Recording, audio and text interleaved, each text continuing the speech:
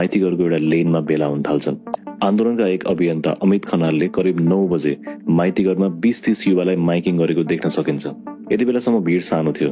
कोही स्कुल कलेजकै पोशाकमा थिए, कोहीले किताब कपी बोकेका थिए र कोहीसँग प्ले कार्ड थियो। तर बिस्तारै यो माइतीघर चोकमा तीनतिरबाटै हजारौंको संख्यामा जेन्जी युवाहरू भेला हुन थाल्छन् र करिब 9:30 बजे भिड पाक्लो भइसक्छ र अर्की अभियन्ता रक्षा बमले भिडलाई आज के गर्ने र के नगर्ने भनेर जानकारी दिन थाल्छिन्।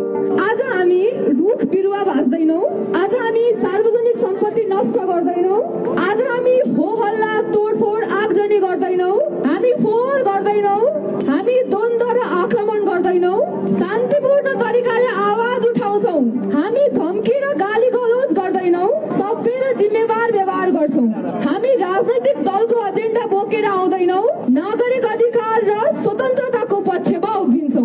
यो भिडियोमा हामी नेपालका सुदन गुरुङ पनि देखिन्छन्। समय 10:30। माइतीघरमा भिड झन्झन बढ्दै थियो र अमित पनि त्यो भिडमै सामेल थिए। आन्दोलनको प्लान सिम्पल थियो, माइतीघरबाट मार्च पास गरेर एभरेस्ट होटल नेरको प्रहरी ब्यारिकेडिङसम्म पुग्ने र त्यहाँबाट फेरि फर्केर पुनः माइतीघरमा आएर शान्तिपूर्ण प्रदर्शन गर्ने। त्यही बीचमा माइतीघरमा रहेको भिडलाई एउटा संकेत आउँछ, बानेश्वरतर्फ अगाडि बढ्नु। समय 10:52। भिड बबरमल लिएर पुग्दै गर्दा कसैले नेपाल टेलिकमको कार्यालय नजिकको बिजुलीको पोलमा तत्कालीन प्रधानमन्त्री केपी शर्मा ओलीको तस्विर देख्छन् र यो तस्विर देखेर केही युवाहरू पोलमा चढेर तस्विर निकाल्न थाल्छन्। यही क्रममा प्रदर्शनको बीचमा रहेको सेतो गाडीमा रक्षा बम र अमित लगायतले भिडलाई आक्रोशित नहुन आग्रह गर्छन्। तर पोलमा चढेका युवाले ओलीको पोस्टर च्यात्छन् र तल झारेर कुल्चिन थाल्छन्। भिड अब बेग्लै जोशले भरिन्छ र यो जोशले भरिएको भिड अब सिधै संसद भवनतर्फ उभिकिन थाल्छ। समय 10:57। बिजुली बजारको आग ब्रिजबाट अघि बढेपछि भिड झन उग्र हुन थाल्छ र तत्कालीन प्रधानमन्त्री ओली विरुद्ध चर्को नाराबाजी सुरु हुन्छ। भिडमा अमित लगायत केही व्यक्तिहरूले यहाँभन्दा पर नजाउँ भन्दै हातले लाइन बनाएर भिडलाई रोक्न खोज्छन्। तर जोशले भरिएको ठूलो समूह अगाडि बढ्छ र भिड अब एभरेस्ट होटल अगाडिको प्रहरी ब्यारिकेडिङ लिएर आइपुग्छ। समय 11:06। आन्दोलनकारीको अग्र पंक्तिमा रहेको टोली एभरेस्ट होटल नजिक रहेको प्रहरी ब्यारिकेड अगाडि पुग्छ र एकछिन त्यहाँ अडिन्छ। ठीक यहाँबाट प्रशासनले तोकेको निषेधित क्षेत्र सुरु हुन्थ्यो। प्रहरीसँग ब्यारिकेड थियो, शिल्ड थियो र हेलमेट थियो। तर भिड यति बाक्लो थियो कि भिडले अन्ततः यसरी यो ब्यारिकेडलाई तोड्न सफल हुन्छ र अब यहाँबाट प्रदर्शन झन उग्र हुन थाल्छ।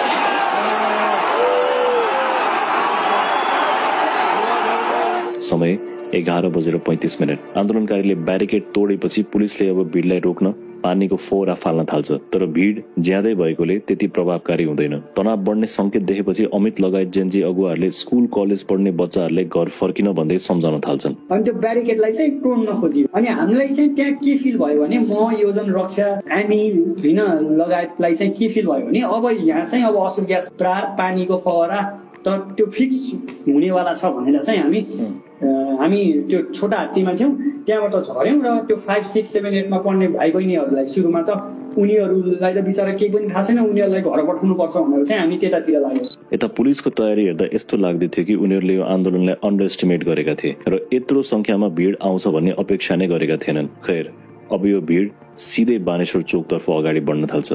समय 12 बजे। भिड बानेश्वरतर्फ बढ्दै जाँदा केही डर्ट बाइक्सहरू अस्वाभाविक रूपले बानेश्वर आसपास आउन थाल्छ। उनीहरूले भिडलाई झन उत्तेजित गर्दै थिए र आन्दोलन अब बानेश्वरको ट्राफिक आइल्यान्ड वरिपरि आइपुग्छ। तर यति मात्र होइन, एउटा भिड यता उत्तरपट्टिको रोडबाट पनि आउँछ जहाँ संसद भवनको पानी ट्याङ्की छ र अर्को भिड यता तिनकुनेबाट बानेश्वरतिर आउँछ र यो भिडलाई रोक्न यातायात कार्यालयको बिल्डिङबाट प्रहरीले अश्रु ग्यास समेत फाल्छ र यता शङ्खमूल साइडबाट पनि केही भिड बानेश्वर आइपुग्छ। पुलिसलाई अब प्रेसर पर्न थाल्छ र भिडलाई कन्ट्रोल गर्न नसके अब यो भिड संसद भवनभित्र छिर्ने निश्चित थियो।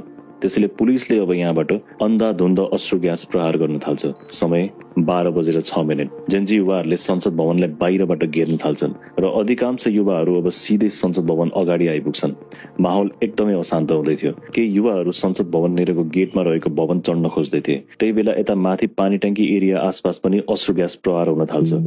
अमितले यो सब नजिकैबाट निहालिरहेका हुन्छन् र आफ्ना साथीभाइहरूले सम्पर्क गर्न उनले आफ्नो फोन चेक गर्छन् तर फोनमा सिग्नल थिएन। वरिपरि बुझ्दा कसैको पनि सिग्नल आइरहेको थिएन। यस्तो लाग्दै थियो कि त्यो ठाउँमा सञ्चार अवरुद्ध गर्नलाई नेटवर्क जाम गरिएको थियो। अमितकै अगाडि पुलिसले लाठीचार्ज र माइकिङ गरेर स्थिति नियन्त्रणमा लिन खोज्दै थियो, तर संसद भवनको अगाडि भिडलाई सम्हाल्न गाह्रो भइसकेको थियो।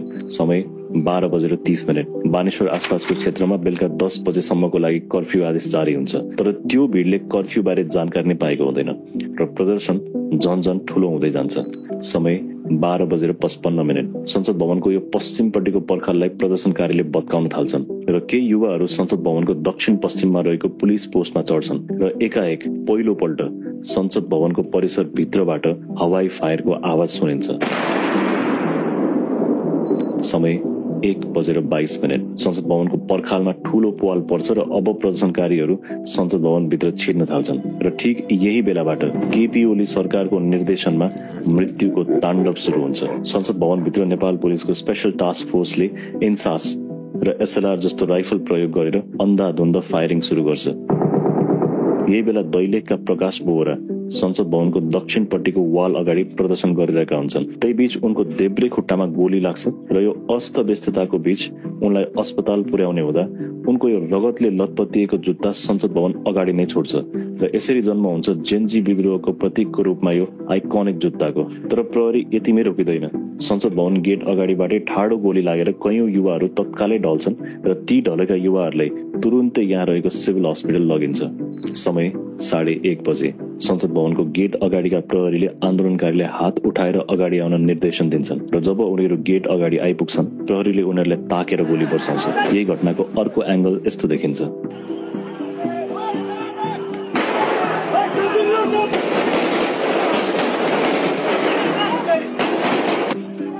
समय 1:59। बानेश्वरको यातायात विभागको ठीक अगाडि ग्लोबल कलेजमा पढ्ने विद्यार्थी श्रीयम चौलागाई पहिलोपल्ट यो भिडियोमा देखिन्छन्। श्रीयम कलेज विदा भएर आन्दोलनमा सामेल हुन आएका थिए र उनी अब यहाँबाट भिड सँगसँगै बानेश्वर चोकतर्फ जान्छन्। समय 2:15 देखि 2:30 को आसपास।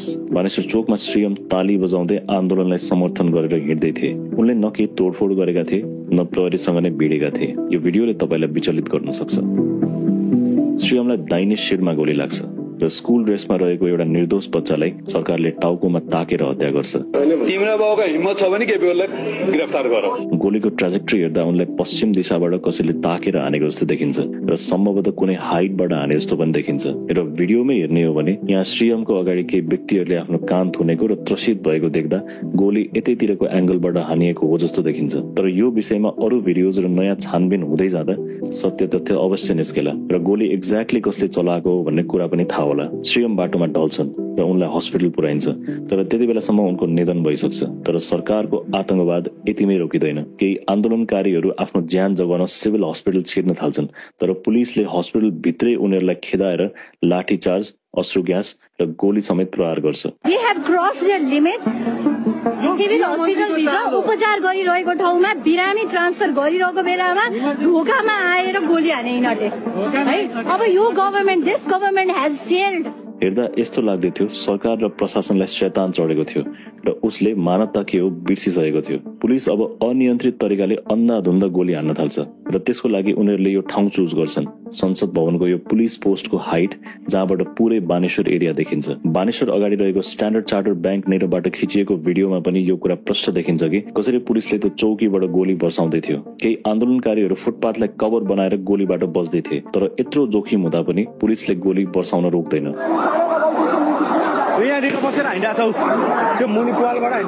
समय करिब 3 बजे। संसद भवन अगाडि रगतको खोला बगिसक्छ। भिड तितर बितर भइसकेको हुन्छ। सयौं घाइतेहरूलाई नजिकको सिभिल हस्पिटल त लगिन्छ, तर हस्पिटलले थेग्ने अवस्था थिएन। साँझ ढल्दै जाँदा आन्दोलन मत्थर भए पनि सरकार र पुलिसको आतंकवाद रोकिँदैन र भित्री गल्लीहरूमा अन्धाधुन्द फायरिङ चलिरहन्छ र चेकिङको नाममा निर्दोष यात्रुहरूलाई समेत लाठीचार्ज गर्छ। 2642 राउन्ड। म फेरि भन्छु, 2642 राउन्ड बुलेट्स फायर भएको थियो भनेर प्रहरीको प्रारम्भिक रिपोर्टले भन्छ। र त्यस दिन सरकारले काठमाडौँ र बाहिर गरेर 19 जना युवाको विभत्स हत्या गर्छ। साँझ 6 बजे बालुवाटारमा मन्त्री परिषद बैठक बस्छ। देश जलिरहेको थियो, तर प्रधानमन्त्रीको घमण्ड भने रत्तीभर घटेको थिएन। उनको हाउभाउ र बोलीचाली हेर्दा लाग्दै थियो यो घटनालाई लिएर उनी धेरै संवेदनशील थिएनन् र